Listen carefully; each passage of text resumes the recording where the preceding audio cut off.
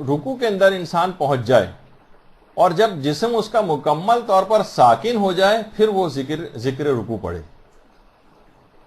اگر جسم ساکن نہ ہو اور آپ نے ذکر کرنا شروع کر دیا، یعنی ابھی حالت حرکت میں بس رکوع میں پہنچے بھی نہیں ہے صحیح طور پر کہ آپ نے ذکر کرنا شروع کر دیا، تو ایک لحاظ سے وہ ذکر غلط ہو جائے گا اور اس ذکر کی تکرار کرنا پڑے گی. یعنی آپ کو وہ ذکر رکوع دوبارہ پڑھنا ہے جو حالت حرکت میں آپ نے پڑھا ہے جب تک کہ جسم آپ کا ساکن نہیں ہوا تھا. اسی طرح سے اگر ذکر رکوع مکمل کر کے ہونے کے بعد، یعنی ذکر رکوع مکمل کر کے رکوع سے کھڑے ہوں، یہ بہت اس کے اندر اہمیت ہے کہ اس سے پہلے نہیں کھڑے ہو سکتے جب تک ذکر رکوع مکمل نہ ہو جائے. اگر آپ ذکر رکوع مکمل ہونے سے پہلے ابھی سے سبحان ربی العظیم و بحمدہ ہی ابھی پورا ختم بھی نہیں ہوا تھا کہ آپ فوراً کھڑے ہونے کی فکر میں ہو گئیں اور جسم کو حرکت دینی شروع کر دی، تو یہ بھی صحیح نہیں. بلکہ اگر ایسا کیا کہ رکوع کا واجب ذکر پڑھنے کے دوران اگر آپ کھڑے ہوئیں تو اس میں دو مسئلے ہوتے ہیں. یا تو آپ نے جان بوجھ کے ایسا کیا ہے یا آپ نے بھولے سے ایسا کیا. جان بوجھ کر حالت حرکت میں واجب ذکر پڑھتے ہوئے اگر آپ کھڑی ہوئی ہیں تو آپ کی نماز باطل ہے، دوبارہ آپ رکوع بھی نہیں کر سکتے کیونکہ وہ واجب رکنی ہے، اس کی زیادتی بھی نماز کو باطل کرتی. ہاں البتہ اگر بھولے سے ہو جائے، بے خیالی میں ہو جائے، جلد بازی کی وجہ سے دھیان نہیں رہا آپ کا اور آپ واجب ابھی ذکر ختم نہیں ہوا تھا اور کھڑی ہو گئی تو نماز کو صحیح سمجھا گیا. لیکن جو ساری زندگی ایسے ہی کرتے آ رہے ہیں تو آپ خود سوچئے کہ اس کو تو نہیں کہا جائے گا کہ ساری زندگی بھولتے ہی آ رہے ہیں اس مسئلے کو. تو یہ اس طرح یہ اس کو پریکٹس نہیں بنانا چاہیے. یعنی بالکل آج سے بالکل طمانینت اور اطمینان کے ساتھ جب جسم ساکن ہو جائے اسی وقت رکوع کا ذکر پڑھنا شروع کریں اور اس کے بعد رکوع کا ذکر جب تک مکمل نہ ہو جائے تب تک کھڑے ہونے کی فکر نہ کریں. پھر اس کے بعد بعض اوقات یہ ہوتا ہے کہ رکوع میں آپ ہیں، کوئی شخص آیا آپ کو دھکا دے دیا، اس نے بچہ آیا وہ آ کر ٹکرا گیا آپ سے، کہ آپ کی حالت حرکت میں آپ نے ذکر رکوع پڑھ دیا لیکن کسی دھکے کی وجہ سے یا کسی کے ہلا دینے کی وجہ سے، تو آپ کو اس بات کی سہولت ہے کہ آپ اس ذکر رکوع کو دوبارہ پڑھیں، دوبارہ پڑھ سکتی ہیں، بلکہ آپ کو دوبارہ پڑھنا ہے. یعنی اگر کبھی دھکا وغیرہ لگ جائے تو اس ذکر رکوع کو دوبارہ آپ کو پڑھنا ہے. اچھا، اسی طرح سے اگلا مسئلہ یہ ہے کہ رکوع میں کتنا جھکنا واجب ہے. اکثر افراد کو یہ دیکھا گیا ہے کہ بہت ہی معمولی سے جھکتے ہیں. رکوع میں کم سے کم اتنا جھکنا ہے کہ ہاتھ گھٹنوں تک پہنچ سکیں، ہاتھ گھٹنوں تک پہنچ سکیں. اگر ہاتھ گھٹنوں تک نہیں پہنچ رہے ہیں، بہت معمولی سے جھکیں گے، صرف رانوں تک ہاتھ آپ پا رہے ہیں، گھٹنوں تک نہیں پہنچ رہے ہیں، تو یہ کافی نہیں. آپ کو کم سے کم اتنا تو جھکنا ہے کہ ہاتھ گھٹنوں تک پہنچ سکیں. اچھا، پھر ہاتھ گھٹنے پر رکھنے یا نہیں رکھنے، یہ اگلا مسئلہ ہے کہ کیا رکوع میں ہاتھوں کا گھٹنوں پر رکھنا واجب ہے. تو اکثر اور زیادہ تر مجتہدین کا تو نظریہ یہ ہے کہ نہیں، جس میں آغا سیستانی بھی شامل ہیں، کہ ہاتھوں کا گھٹنے کے اوپر رکھنا واجب نہیں. البتہ کچھ علماء ایسے ہیں جو کہتے ہیں کہ نہیں، جیسے کہ خود رہبر معظم، ان کا نظریہ یہ ہے کہ ہاتھوں کو احتیاط یہ ہے کہ گھٹنوں کے اوپر بھی رکھا جائے. تو بہرحال کم سے کم جھکنا اتنا ہے کہ ہاتھ گھٹنوں تک پہنچ سکیں. پھر ہاتھ چاہے ہم لٹکا کے رکھیں، وہ پھر تقلید کا مسئلہ آ جائے گا. آغا سیستانی کے نزدیک آپ کے لیے اجازت ہے، اب ضروری نہیں کہ آپ ہاتھ گھٹنوں پہ رکھیں، البتہ بہتر ہے، زیادہ ثواب ملے گا، یہ الگ ہے. لیکن آپ کو صحیح طور پر پتہ ہونا چاہیے باقاعدہ، کیونکہ کبھی کبھی ایسا بھی ہو سکتا ہے، جیسے کہ آگے چل کر گفتگو میں آئے گا بھی، تو اس مسئلے کی آپ کو افادیت پتہ چلے گی کہ دوران رکوع ہی آپ کو کسی جگہ پہ کھجلی محسوس ہوئی، خارش ہوئی، آپ نے کھجانا شروع کر دی تو ہاتھ گھٹنے سے اٹھ گیا، تو آپ یہ سوچیں گے کہ ارے میری تو نماز باطل ہو گئی. تو یہ دماغ میں اس وجہ سے رہے تاکہ صحیح طور پر مسئلہ پتہ ہو کہ اگر ہاتھ گھٹنے کے اوپر رکھنا کیونکہ واجب نہیں ہے آغا سیستانی کے فتوے میں، تو ایسا کچھ ہو جائے تو نماز آپ کی ٹھیک رہے گی. اچھا، پھر دوران رکوع جیسے کہ ابھی ذکر ہوا کہ کیا ہاتھوں سے کچھ کام کر سکتے ہیں، مثلا کھجانا یا کسی اپنی چادر کو صحیح کرنا یا کوئی اور چیز. تو اس کا جواب ابھی آپ نے سن لیا کہ اپنی تقلید کے مطابق ویسے تو آپ کر سکتی ہیں، لیکن اگر آپ رہبر معظم کی تقلید میں بھی ہیں تو اپنے ہاتھوں کو آپ ذکر کو اپنے روک دیجئے. اور اس کے بعد پھر اپنی چادر کو درست کر لیں یا کھجانا ہو، اور اس کے بعد دوبارہ ہاتھ گھٹنوں پہ رکھ کے پھر ذکر رکوع کریں. لیکن آقا سیستانی کے نزدیک تو ویسے بھی اجازت ہے، دوران بھی اگر آپ یعنی اگر زیادہ حرکت جسم نہ کر رہا ہو تو اس دوران کھجانے کی اور کوئی اور بھی اگر کام ایسا جو منافی نماز نہ ہو دوران نماز کیا جا سکتا ہے، اس سے فرق نہیں پڑے گا رکوع میں. اچھا، اگر کوئی شخص رکوع کے لیے مکمل طور پر نہ جھک سکے، مثلا کسی بیماری کی وجہ سے، کمر کے درد کی وجہ سے یا آپریشن کی وجہ سے، تو جتنا بھی اس کے لیے ممکن ہو جھکنا وہ جھکے اور اس کے بعد ذکر رکوع پڑھے.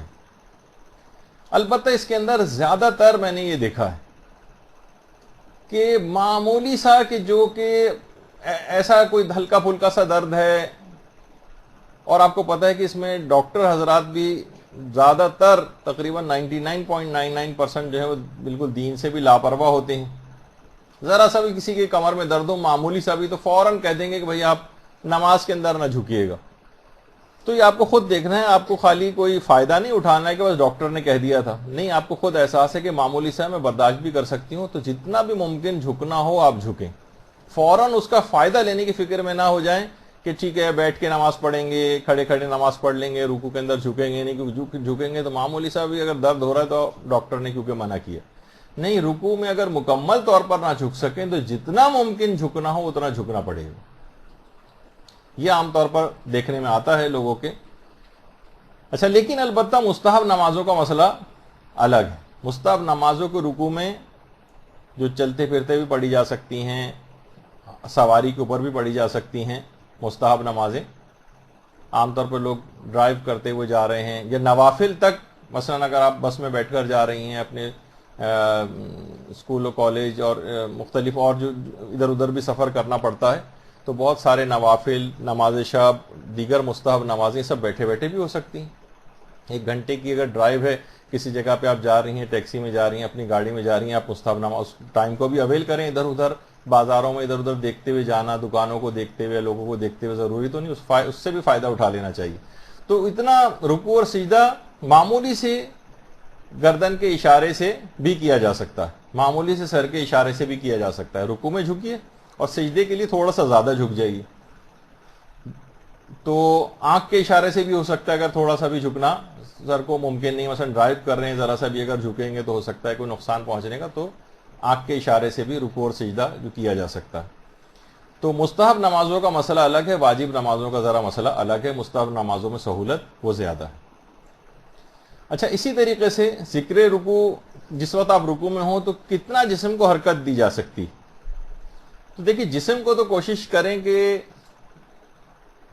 بہت معمولی سی حرکت تو جائز ہے، لیکن اس سے زیادہ، بہت زیادہ حرکت ہونا اس کی اجازت نہیں. ہاں، جیسے کوئی مکھی اڑانی ہے، مکھی بار بار تنگ کر رہی ہے، آپ ہاتھ سے اس کو اڑا رہی ہیں اور ہلکا سے جسم حرکت کر رہا ہے.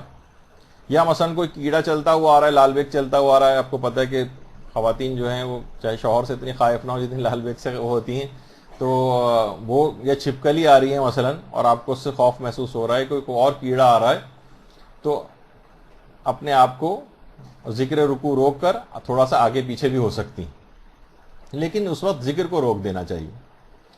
تو بہرحال معمولی حرکت تو صحیح ہے، لیکن بہت زیادہ حرکت، جیسے کہ اکثر ہم نے نماز جماعت میں لوگوں کو دیکھا ہے کہ باقاعدہ رکوع کی حالت میں اپنے پنجوں کے اوپر اچکتے ہیں.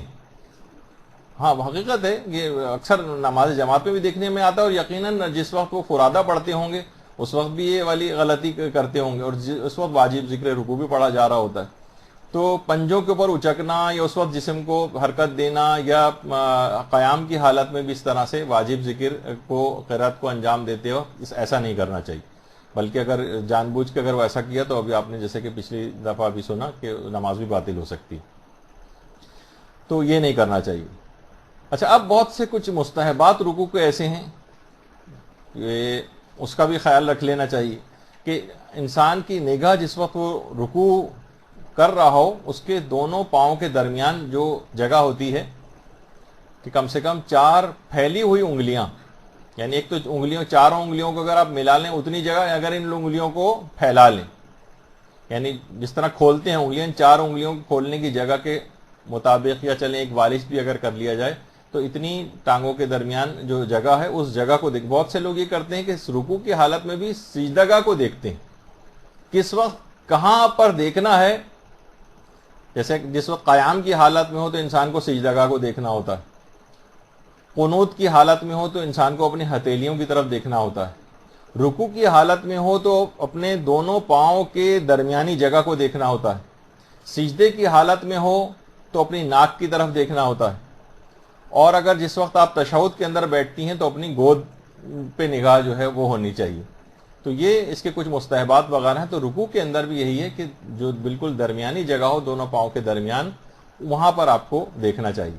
البتہ اس کے اندر اس بات کا بھی خیال رہے کہ عام طور پر گھروں کے اندر یہ ہوتا ہے کہ بچے جو چھیڑ خانی کر رہے ہوتے ہیں اور آ کر کمر پہ سوار ہو جاتے ہیں اور اسی وقت جسم ہل رہا ہوتا ہے, تو اس وقت واجب ذکر کو اپنے روک دینا چاہیے, جسم ساکن ہو اور پھر اس کے بعد ذکر کیا جائے. اچھا, پھر اس کے بعد البتہ عورتوں کے لیے ایک احتیاط بھی ہے اور ان کے لیے ایک مستحب چیز بھی ہے کہ وہ اپنے زانوں کے اوپر اپنے ہاتھ کو رکھیں اور زانوں کو زیادہ پیچھے نہ دھکیلیں. جس طرح سے مردوں کا حکم ہے کہ بالکل گردن کو آگے کی طرف کر کے جسم کے پیچھے سے کو پیچھے کی طرف کرے اور بالکل کمر کو بالکل سیدھا کرے, عورتوں کے لیے یہ ہے کہ اپنے زانوں کو زیادہ پیچھے کی طرف نہ دھکیلیں, یعنی ان کے لیے مستحب چیز ہے. البتہ کر وہ مردوں کی طرح سے بھی سکتی ہیں, لیکن شاید ان کی حجاب اور عفت کے تقاضے کے تحت اسلام نے یہ مستحب قرار دیا. اسی طرح سے اب یہ کہ رکوع میں ذکر کون سا پڑھا جائے. دیکھیے, رکوع میں کوئی خاص ذکر پڑھنا واجب نہیں کہ نہیں آپ کو وہ صرف اور صرف سبحان ربی العظیم و بحمدہ صرف یہ پڑھنا ہے, نہیں, یہ واجب نہیں. البتہ مستحب ضرور ہے کہ یہ مخصوص ذکر پڑھا جائے, لیکن اس کے علاوہ آپ کوئی سی بھی تسبیح پڑھ سکتی ہیں, مثلا سبحان اللہ سبحان اللہ سبحان اللہ, یا مثلا تحمید جس کو کہا جاتا ہے الحمدللہ, یہ بھی پڑھ سکتی ہیں. اور کتنی دفعہ پڑھنا یہ بھی آگے چل کر آئے گا, لیکن الحمدللہ بھی پڑھا جا سکتا ہے. تکبیر بھی پڑھی جا سکتی ہے ذکر رکوع کے طور پر, اللہ اکبر. اسی طریقے سے تحلیل لا الہ الا اللہ بھی پڑھا جا سکتا ہے رکوع کے ذکر کے طور پر, اور حوقلہ بھی پڑھا جا سکتا ہے جس کو لا حول ولا قوۃ الا باللہ العلی العظیم, یہ بھی پڑھا جا سکتا ہے. یہ ذکر رکوع کے طور پر پڑھا جا سکتا ہے. البتہ سب سے زیادہ بہتر تو وہی ہے کہ جو سب سے جو لمبا ذکر ہے سبحان ربی العظیم و بحمدہ, یہ سب سے بہتر ہے. یہ جو یا تو جتنا یہ ذکر ہے لمبائی میں, یا تو کم سے کم اتنا ذکر ہونا چاہیے. اور اگر کوئی چھوٹا ذکر پڑھ رہا ہے تو اس کو 3 مرتبہ پڑھنا پڑے گا. چھوٹا ذکر کو 3 دفعہ پڑھنا ہے. سبحان اللہ سبحان اللہ سبحان اللہ, یہ بھی کافی. الحمدللہ الحمدللہ الحمدللہ, یہ بھی کافی. یا 3 دفعہ لا الہ الا اللہ, یہ ایک پہ اکتفا نہیں کر سکتے. اچھا, بہت سے علماء سے پوچھا گیا الہی العف, کیا یہ ذکر رکوع کے طور پر پڑھ سکتے ہیں؟ جواب آیا کہ نہیں, یہ نہ پڑھیں. کیا صرف اگر ہم درود پڑھیں ذکر رکوع کے طور پر تو کیا کفایت کرے گا؟ مثلا صرف اللہم صلی علی محمد و آل محمد اگر ہم نے پڑھا, درود بھیجیے نا محمد و آل محمد,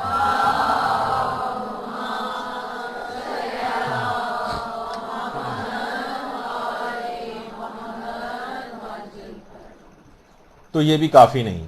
یعنی باقاعدہ ذکر پڑھنا, تو یا تو تسبیح پڑھیں یا تحمید یا تحلیل یا تکبیر یا حوقلہ, اس طرح کی چیزیں پڑھی جا سکتی ہیں. اور سب سے بہتر تو وہ لمبا والا ذکر ہی ہے جو عام طور پر رائج ہے. اچھا, اب یہ ہے کہ کیا ایک بار کوئی چھوٹا ذکر پڑھ سکتے ہیں؟ تو اصولی جواب تو یہ ہے اس کا پہلا کہ احتیاط واجب کی بنا پر جائز نہیں ہے کہ آپ کوئی چھوٹا ذکر ایک دفعہ پڑھیں. مثلا آپ کہیں اللہ اکبر اور اس کے بعد کھڑی ہو جائیں, ایک دفعہ سبحان اللہ کہا اور کھڑی ہو جائیں, نہیں, یہ نہیں چلے گا. احتیاط واجب ہے کہ کم سے کم 3 دفعہ چھوٹے اذکار کو پڑھا جائے. البتہ 2-3 مقامات ایسے ہیں کہ جہاں پر چھوٹے ذکر کو بھی پڑھا جا سکتا ہے ایک دفعہ. وہ کون سا ہے؟ جب وقت بہت کم رہ جائے, بہت ہی کم وقت ہے اور بس 1 منٹ ہے آپ کے پاس, 1 منٹ میں آپ کو 2 رکعت نماز پڑھنا ہے, اب اتنا وقت نہیں کہ ہم ہر ذکر رکوع اور ذکر سجدہ کو 3 بار پڑھیں. یہاں اس موقع پر آپ کو اجازت ہے، بلکہ ہو سکتا ہے واجب بھی آپ کے لیے ہو جائے کہ بس کبھی دوسرا سورہ بھی چھوڑنا واجب ہو سکتا ہے کہ جب صرف سورہ الحمد کے اوپر اکتفا کریں، فوراً رکوع میں جائیں کیونکہ وقت بہت کم ہے، ایک مرتبہ صرف جو ہے سبحان اللہ کہہ دیں، سجدے میں جائیں ایک دفعہ سبحان اللہ یا اللہ اکبر یا الحمدللہ کہہ دیں اور کھڑے ہو جائیں. یعنی جب جب نماز کا وقت تنگ ہو اور نماز قضا ہونے والی ہو. البتہ اگر 2-3 منٹ بھی ہیں تو پھر اس کی اجازت نہیں ملے گی، کیونکہ مثلا 2 رکعت ہے یا 4 رکعت ہی نماز بھی ہے، وہ آرام سے 3 منٹ میں ہو سکتی ہے اور اس کے اندر 3 مرتبہ پڑھا جا سکتا ہے، تو پھر آپ کو اختیار نہیں ہوگا اس میں. یا مثلا دوسرا موقع ہے کہ جب چھوٹے ذکر کے اوپر اکتفا کیا جا سکتا ہے ایک بار بھی، وہ ہے کہ جب انسان مریض ہو. مثلا اس کو اتنا زیادہ لمبی دیر کے لیے جھکنا ممکن نہیں، جیسے کہ میں نے کہا کہ ہو سکتا ہے کسی کی ایک تو ہر آنکھ کے آپریشن کے بعد جھکنا ممنوع نہیں ہوتا. دیکھیں عام طور پر ٹھیک ہے کچھ لوگ احتیاط بتا دیتے ہیں، عام طور پر جیسے کہ نماز نہ پڑھیے گا. اکثر لوگ جن کا بھی ذرا سا بھی جیسے عام طور پر کیٹریکٹ کا جن کا آپریشن ہوتا ہے، وہ پتہ نہیں کتنے کتنے دن تک اسی طریقے سے مہینے بھر تک ایسی نمازیں پڑھتے رہتے ہیں کہ ہمیں تو جھکنے کو منع کیا، جبکہ ہو سکتا ہے کہ صرف وہ احتیاط فقط ایک دن کی حد تک ہو. یا آنکھوں پہ پانی ڈالنے کو ہمیں منع کیا ہے، وہ ہو سکتا ہے صرف چند گھنٹے کی احتیاط ہو، اس سے زیادہ کی ہوتی بھی نہیں، بلکہ اس میں عام طور پر اس کی تاکید کی جاتی ہے کہ آنکھوں کو زیادہ سے زیادہ دھویا جائے تاکہ انفیکشن یا اس طرح کی کوئی چیز نہ ہو. لیکن لوگ بالکل اس کے برخلاف عمل کر رہے ہوتے ہیں اور اپنے تئیں ایسی احتیاط جو نہ شریعت کے اندر کہیں مذکور ہے اور نہ ہی میڈیکل سائنس کے اندر ہے، اس قسم کی احتیاطیں کر رہے ہوتے ہیں. تو لیکن بہت سارے واقعی ایسا جائز ان کے پاس ریزن ہوتا ہے، کوئی آنکھ کا بڑا آپریشن ہوا کہ زیادہ دیر تک جھکنا ممکن نہیں ہے ان کے لیے، لیکن اتنا جھک سکتا ہے خالی کہ صرف ایک دفعہ الحمدللہ کہے، ایک دفعہ اللہ اکبر کہے، یا ایک دفعہ سبحان اللہ کہے اور کھڑا ہو جائے. اتنا اس کے لیے ممکن ہے تو واجب ہے کہ پھر ٹھیک ہے رکوع کرے وہ اور صرف ایک مرتبہ چھوٹا ذکر پڑھ لے. لیکن جیسے اس کے اندر وہ طاقت توانائی یا خطرے سے باہر نکلے گا فوراً 3 دفعہ واجب ہو جائے گا. اور تیسرا موقع ہے جب بھی کوئی عقلی شرعی ضرورت ہو. عقلی شرعی ضرورت، اب اس کی بہت ساری مثالیں ہو سکتی ہیں، لیکن کوئی بھی آپ کے واقع عقل یہ کہے کہ اس موقع پر بس آپ کو جلد سے جلد نماز ختم کرنی چاہیے، تو اس موقع پر اجازت مل جاتی ہے. یا عرف کے اندر ہو سکتا ہے کوئی بہت اہم آدمی کوئی دروازے پر آیا ہو اور وہ واپس جا رہا ہو، اور اب آپ کو یہ ہے کہ اگر میں نے زیادہ دیر لگائی تو کوئی بڑا نقصان ہو جائے گا. کوئی بھی اس قسم کی بات جو کہ عقل جس کو کہے کہ ہاں یہ ضرورت ہے، یا جس کو معاشرہ کہے، یا کوئی شرعی ضرورت ہو اور واقعی ضرورت ہو کہ آپ کو جلد سے جلد نماز ختم کرنا ہے، تو اس موقع پر چھوٹے ذکر پر اکتفا کیا جا سکتا، ایک موقع پر بھی کافی ہو جائے گا. تو یہ تو ہو گیا کم سے کم ایک مرتبہ، وہ بھی استثنائی کچھ کیفیات ہیں. لیکن اگر 3 سے زائد مرتبہ، اگر ہم بہت سے لوگ کہتے ہیں غلطی سے ہم نے 3 کے بجائے 4 دفعہ ذکر پڑھ لیا رکوع کا، جیسے کہ ابھی آگے چل کر میں آپ کو ایک کلپ بھی دکھانے والا ہوں جس میں مجتہدین نے زائد دفعہ بھی اس کو پڑھا ہے، مثلا 4 مرتبہ. تو بھولے سے تو چھوڑیے، غلطی سے تو چھوڑیے، جان بوجھ کر بھی 3 سے زائد مرتبہ پڑھا جا سکتا. بلکہ بہت سی، ابھی تو اس کا موقع نہیں ہے ورنہ اور میں بتاتا، قرات نماز کا بھی مسئلہ ہے کہ باقاعدہ مجتہدین نے اپنی کتابوں کے اندر لکھا ہے کہ کیا مثلا کسی آیت کی بار بار تکرار کر سکتے ہیں. مثلا بہت ساری نمازیں ایسی ہیں چند ایک کی جس کے اندر مثلا ایاک نعبد و ایاک نستعین کی 70 دفعہ پڑھنا ہوتا، تو ائمہ کی 70 دفعہ یا 100 دفعہ یا اس طرح سے ائمہ کی اپنی سیرت میں ملتا ہے کہ نماز واجب تک کے اندر کسی بھی ایک آیت کی بار بار تکرار کیا کرتے تھے، یہاں تک کہ 70 یا 100 دفعہ بھی تکرار کرتے تھے جان بوجھ کر بھی. البتہ وہ واجب کی نیت سے نہیں ہوگا، بلکہ اسی ایک آیت کی تکرار کے طور پر، یعنی یہ دماغ میں نیت یہ ہونی چاہیے کہ نہیں میں واجب کی نیت سے ہی کام نہیں کری کہ نماز میں واجب ہے کہ 70 دفعہ پڑھا جائے. یعنی اس طرح کی کوئی خصوصیت اگر وہ نہ کرے اور اس کے ثواب لینے کے لیے اس کی تکرار کرے قصد قربت مطلقہ وغیرہ کی نیت سے، تو اس لحاظ سے جائز ہو جاتا ہے اس کو تکرار کرنا. تو اسی طرح سے ذکر رکوع اور ذکر سجدہ وغیرہ بھی کہ اگر 3 سے زائد کتنی ہی دفعہ چاہیں آپ اس کو پڑھ لیں، اس سے فرق نہیں پڑتا، جان بوجھ کے بھی ایسا کیا جا سکتا ہے. البتہ اس کے اندر ایک ثواب کا پہلو یہ ہے کہ اگر اس میں آپ طاق عدد کو ملحوظ خاطر رکھیں، مثلا 3 5 7 جو طاق عدد ہے اس کے اندر پڑھیں تو ثواب زیادہ ہے. لیکن اگر آپ نے کوئی حساب کتاب نہیں رکھا اور بس پڑھتی چلی جا رہی ہیں، دل آپ کا چاہ رہا ہے کہ زیادہ سے زیادہ پڑھیں، 15 دفعہ، 20 دفعہ، 50 دفعہ، 100 دفعہ، تو اس کی آپ کو اجازت ہے. اچھا، کیا اس بات کی اجازت ہے کہ ہم واجب ذکر رکوع سے پہلے یا اس کے بعد میں بھی کچھ اور چیز پڑھ لیں؟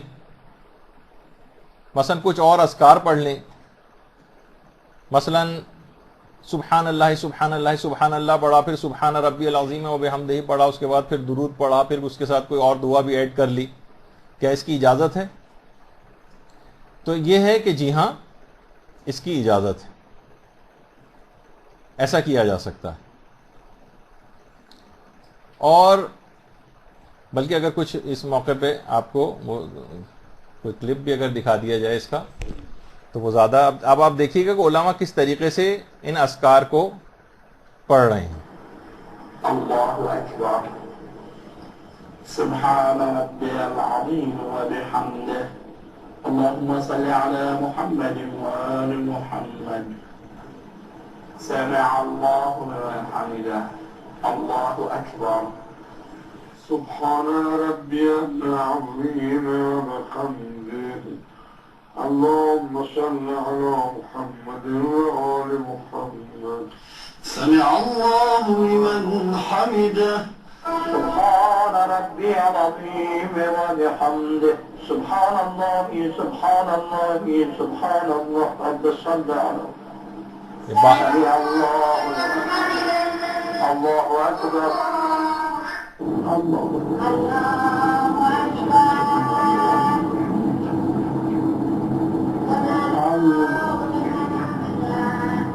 الله أكبر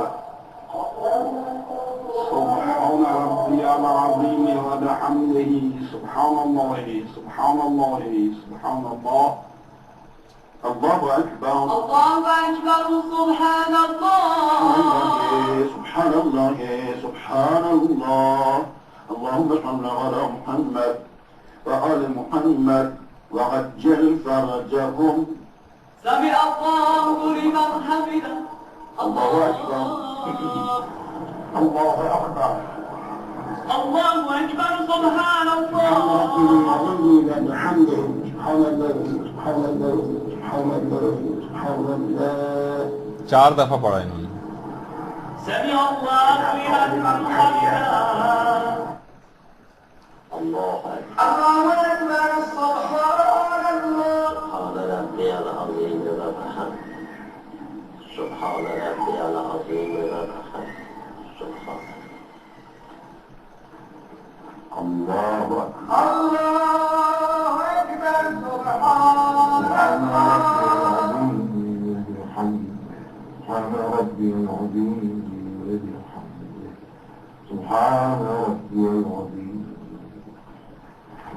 الله أكبر سبحان الله سبحان الله سبحان الله سمع الله لمن حمده الله أكبر. تو آپ نے دیکھا کہ مختلف طریقوں سے ذکر رکوع کو پڑھا گیا. اس سے پہلے بھی کچھ پڑھا گیا، اس کے بعد بھی پڑھا گیا، کبھی 3 دفعہ پڑھا گیا، کبھی 4 دفعہ پڑھا گیا، کبھی وعجل فرجہم پڑھا گیا. تو اس کے بہت ساری کچھ دعائیں ہیں کہ جو کہ اس کے ساتھ ملائی جا سکتی ہیں. پھر ایک ہے کہ کیا ذکر رکوع کے بجائے قرآنی آیات پڑھی جا سکتی ہیں؟ دیکھیے، پہلے تو کوشش یہی ہونی چاہیے کہ جو ذکر رکوع ہے وہی مروجہ جو ہیں وہی آپ پڑھیں. زیادہ بہتر یہی ہے. البتہ واجب ذکر کرنے کے بعد اگر آپ چاہیں کہ رکوع کے اندر قرآنی آیات کچھ پڑھنا چاہیں تو آپ پڑھ سکتی ہیں. اچھا، اب یہ ہے کہ ذکر رکوع کتنا پڑھا جا سکتا ہے. تو ابھی ذکر ہو گیا کہ جتنا بھی چاہیں، بس یہ ہے کہ نماز کا وقت ختم نہ ہونے لگے اور شکل نماز ختم نہ ہونے لگے. بعض اوقات ہوتا ہے نا کہ مثلا 3 گھنٹے کا بل تو ممکن نہیں ہے، لیکن بالفرض کوئی اتنا لمبا رکوع کرتا چلا گیا کہ اس کی شکل نماز ختم ہو جا رہی، تو اور یا نماز کا وقت ختم ہوا چلا جا رہا ہے، وہ قضا ہو جائے گی اگر آپ نے اتنا لمبا رکوع پڑھا. تو اس کے علاوہ لیکن کتنا بھی رکوع کو اگر لمبا کریں تو لمبا کیا جا سکتا ہے. کتنا بھی اس کو بڑا کریں، کتنی دفعہ پڑھنا چاہیں تو پڑھ سکتے ہیں. اچھا بعض اوقات یہ ہوتا ہے اب کچھ شکیات کے 3-4 مسئلے ایسے ہیں کہ جو عام طور پر لوگوں کو پیش آتے ہیں. اگر رکوع میں آپ کو شک ہو جائے کہ میں نے ذکر رکوع پڑھا بھی ہے یا نہیں پڑھا، بعض اوقات کنفیوز ہو جاتا ہے آدمی رکوع کے اندر، پتہ نہیں میں نے ذکر رکوع پڑھا ہے یا نہیں پڑھا. تو رکوع ہی کے اندر اگر آپ ہیں اور یہ شک ہو رہا ہے تو آپ کو ذکر رکوع پڑھنا پڑے گا. آپ یہ نہیں کہہ سکتی اتنی دیر ہو گئی اب تو پڑھ ہی لیا ہوگا، نہیں، اگر رکوع میں شک ہو رہا ہے کہ میں نے ذکر رکوع پڑھا ہے یا نہیں پڑھا تو آپ کو ذکر رکوع پڑھنا. اگر رکوع کے بعد یہ شک ہو کہ میں نے ذکر رکوع پڑھا تھا یا نہیں پڑھا تھا، مثلا آپ کھڑی ہو گئی اور اب شک ہو رہا ہے کہ پتہ نہیں میں نے ذکر رکوع پڑھا یا نہیں پڑھا، سمجھ لیں کہ پڑھ لیا اور نماز کو آگے جاری رکھیں. اب آپ کو پیچھے جانے کی نہ ضرورت ہے نہ اجازت. پھر اگر یہ ہو کہ رکوع کے دوران ہی آپ کو شک ہو جائے کہ شاید میں نے ذکر رکوع صحیح نہیں پڑھا. بعض اوقات یہ ہوتا ہے کہ آپ نے ذکر رکوع پڑھنی، اچانک سے کہیں شور کی آواز آئی، گاڑی نے ہارن بجایا کہ آپ کی اپنی آواز غائب ہو گئی کہ سمجھ میں نہیں آیا کہ میں نے صحیح پڑھا یا نہیں پڑھا. تو آپ اگر ایسا کچھ ہے، شک ہو کہ میں نے صحیح پڑھا ہے یا نہیں پڑھا تو اور رکوع کے اندر ہی ہیں تو آپ اس کو دوبارہ پڑھ لیں اس ذکر کو.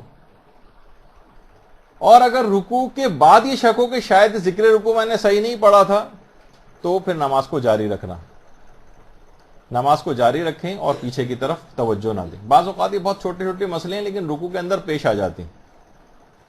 البتہ رکوع کے اندر اس بات کا بھی خیال رکھیں کہ جو بھی ذکر آپ پڑھیں اس کو صحیح تلفظ کے ساتھ پڑھنا ضروری، صحیح تلفظ ہونا چاہیے. سبحان اللہ یا سبحان ربی العظیم وبحمدہ، اس میں ہا جو ہے وہ صحیح نکلنا چاہیے اور جو دیگر حروف ہیں وہ بالکل صحیح نکلنے چاہیے. عام طور پہ ہوتا ہے سبحان اللہ سبحان اللہ سبحان اللہ، یہ کیا ہے؟ اس کے اندر نہ ہا صحیح نکل رہا ہے نہ کوئی اور ہے. یا سبحان ربی العظیم ہے، اس میں پتہ چلا زے آ رہی ہے یا زال آ رہی ہے. تو آپ کو یہ دیکھنا ہے کہ حرف جو ہے وہ کون سا ہے، اس کی صحیح آواز کیا ہے.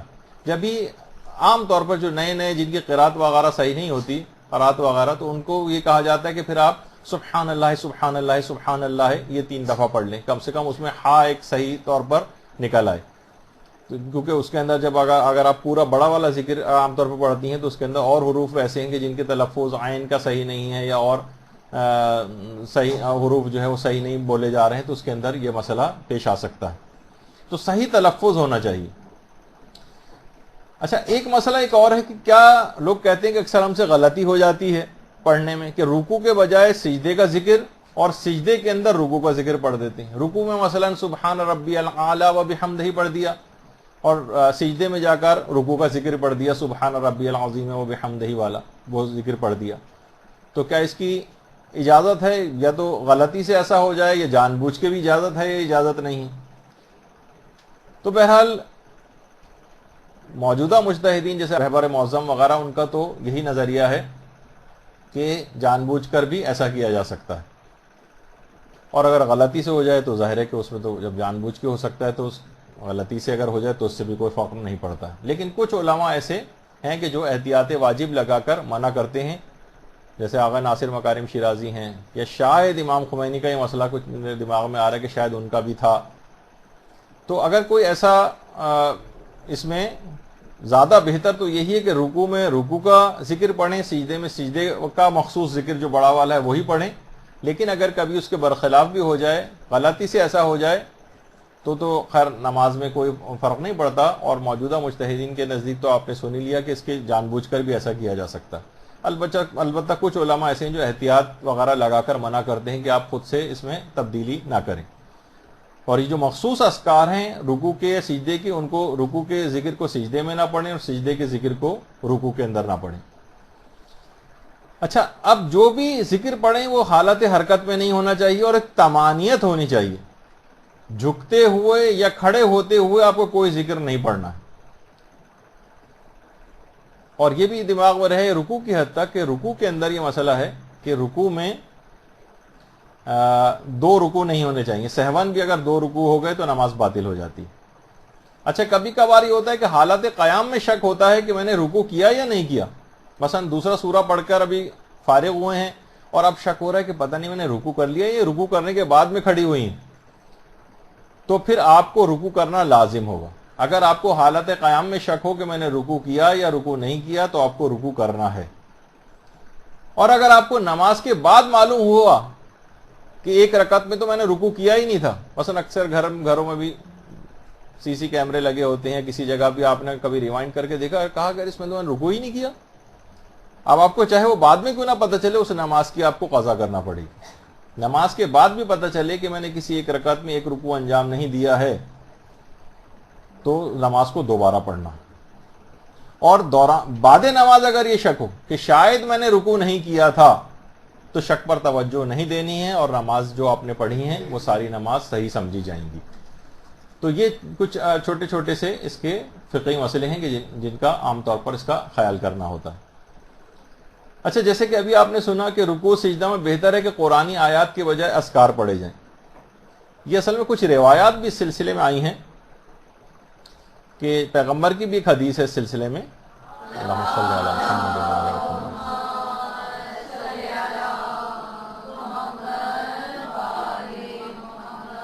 کہ مجھے رکوع میں اور سجدے میں قرآن پڑھنے سے منع کیا گیا، لہذا رکوع میں خدا کی تعظیم بجا لاؤ اور سجدے میں زیادہ سے زیادہ دعا کیا کرو. سجدے میں جو دعا کرو گے وہ مستجاب ہوگی.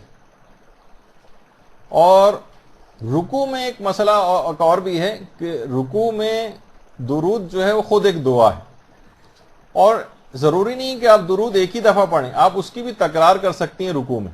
مثلا 3 دفعہ، 5 دفعہ، 7 دفعہ بھی درود پڑھا جا سکتا ہے. اور درود کے بعد وَعَجِّلْ فَرَجَهُمْ بھی کہا جا سکتا ہے.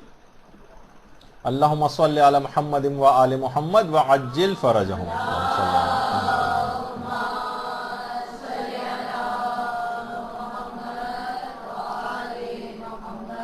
کچھ علماء اور مراجع نے رکوع میں کچھ خاص دعا پڑھنے کی تاکید بھی کی، جیسے کہ خود آیت اللہ مرشی نجفی نے جو وصیت نامہ اپنے بیٹے محمود مرشی کے نام لکھا ہے، وہ جو پیچھے تصویر ہے آیت اللہ مرشی نجفی کی ہے، اور ان کے اپنے بیٹے آغا محمود مرشی، ان کے نام جو وصیت نامہ لکھا تھا اس میں آغا مرشی نے وصیت کی تھی کہ بیٹا ہر رکعت کے رکوع میں، ورنہ جو آخری رکعت ہو اس کے رکوع میں اس دعا کو تم ضرور پڑھنا، اللہم صلی علی محمد و آل محمد وترحم علی عجزنا واغثنا بحقہم. ہے کے اوپر زبر نہیں ہے بلکہ یہاں پر جزم، وترحم علی عجزنا واغثنا بحقہم، کہ اے پروردگار درود پڑھنے کے بعد اس عاجز کے اوپر، ناتوان کے اوپر رحم فرما، اور محمد و آل محمد کے واسطے اور وسیلے سے میری مدد فرما. باقاعدہ یہ دعا اللہم صلی علی محمد و آل محمد.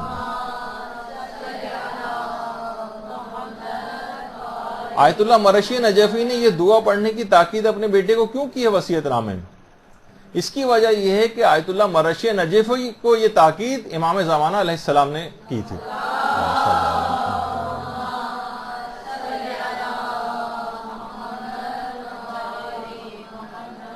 تو رکوع کے اندر اگر اپنے آپ اذکار کے اندر اس ذکر کو بڑھا لیں کہ باقاعدہ امام زمانہ نے آیت اللہ مرشی نجفی کو تاکید فرمائی تھی اس کی کہ یہ پڑھا کرو، تو اگر آپ بھی پڑھیں گی تو انشاءاللہ بہت سارے مسائل اس سے حل ہوں گے.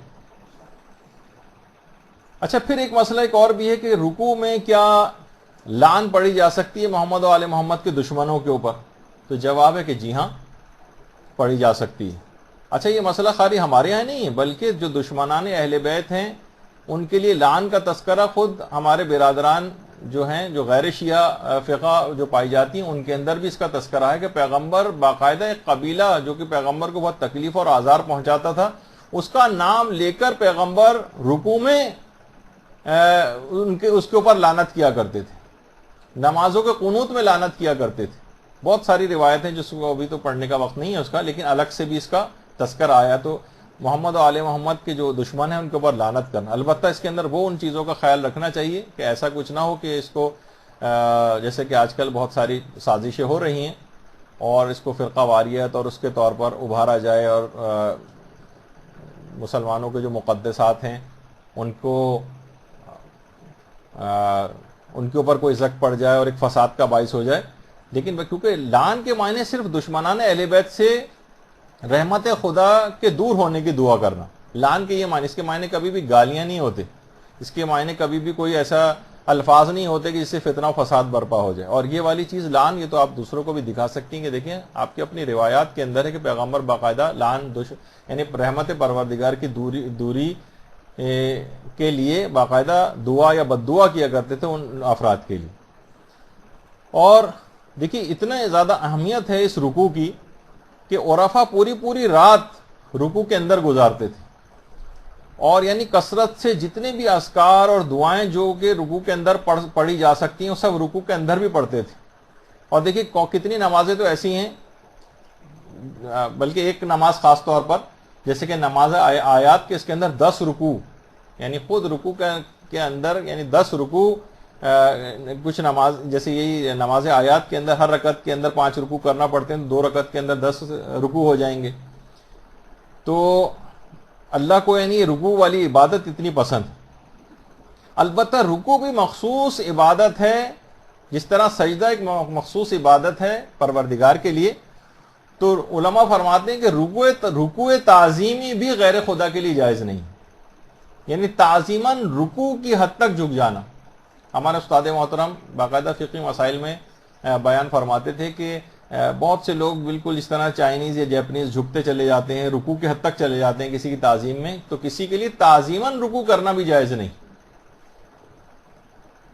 تو یہ دماغ میں خیال رہنا چاہیے. اچھا، رکوع کے بعد جب کھڑے ہوں تو سمع اللہ لمن حمدہ اس کو پڑھا جاتا ہے کہ جو بھی کوئی اللہ کی حمد کرتا ہے تو اللہ اس کو سنتا ہے، یعنی جس کا ترجمہ یہ. تو اس کو بھی، اس کے لیے بھی صحیح تلفظ ہونا چاہیے. عام طور پر لوگوں کو دیکھا گیا سمع اللہ لمن حمدہ یہ پڑھتے ہیں، اس کو ہو لمن نہیں ہے، سمع اللہ لمن حمدہ. اس میں عین بھی آ رہا ہے، حلوے والی ہے بھی آ رہی ہے، اور وہ گول والی ہے بھی آ رہی ہے، جو کہ عام طور پر جس کو کہا جاتا ہے. تو اس کا خیال رکھنا چاہیے. سمع اللہ لمن حمدہ یہ نہیں ہونا چاہیے، یعنی اس کا بھی کیونکہ مستحبات ہے لیکن اس کا بھی تلفظ وہ صحیح ہونا چاہیے. اچھا، سمع اللہ کا ذکر اگر حالت حرکت میں، عام طور پر ویسے اس کو صحیح طریقہ اس کا یہ ہے کہ جس وقت آپ رکوع سے کھڑے ہو جائیں اس کے بعد، کھڑے ہونے کے بعد ساکین حالت میں سمع اللہ لمن حمدہ پڑھیں. لیکن لوگ عام طور پر جس وقت کھڑے ہو رہے ہوتے ہیں اور حرکت کی حالت میں ہوتے ہیں اس وقت اس ذکر کو پڑھتے ہیں. بہرحال اس سے نماز تو باطل نہیں ہوتی ہے، نماز ٹھیک رہتی ہے، لیکن صحیح طریقہ اس کا یہی ہے کہ جب آپ کھڑے ہو جائیں اس کے بعد اس ذکر کو پڑھیں. اچھا کوشش کریں کہ رکوع کے اندر مکمل ڈوب کر رکوع کیا جائے، یعنی باقاعدہ پروردگار کا خیال کرتے ہوئے رکوع خود یعنی جلدی نہ کریں. بلکہ روایت میں یہ بات آئی ہے کہ جتنا کسی شخص کا رکوع طولانی ہوگا قیامت کے دن اور پل صراط پر اس کا سکون اتنا ہی طولانی تر ہوگا. قیامت کے دن یعنی کتنی گھبراہٹ والا دن ہے قیامت کا، اور پل صراط پہ انسان کو کتنی زیادہ گھبراہٹ ہو رہی ہوگی، اتنا ہی اس کا سکون طولانی تر ہوگا جتنا اس دنیا کے اندر رکوع کو وہ طولانی کرے گا. تو اس کا فائدہ کتنا زیادہ آگے چل کر طویل.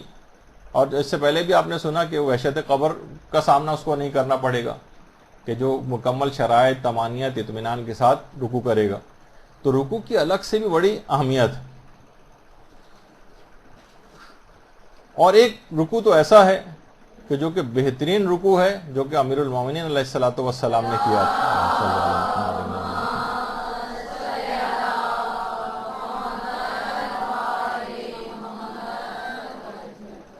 جو حالت رکوع میں زکوٰۃ دی تھی. یہ ایک ایسا رکوع ہے تاریخ کے اندر کہ نہ اس سے پہلے کبھی ایسا رکوع کیا گیا، اور جنہوں نے بعد میں بھی کرنے کی کوشش کی تو ان کی نہ صرف فضیحت ہی ہوئی ان کی اور مذمت ہی کی گئی، لیکن امیر المومنین کا جو اخلاص کے ساتھ حالت رکوع میں زکوٰۃ دینے والا رکوع ہے یہ قیامت تک یاد رکھا جائے گا.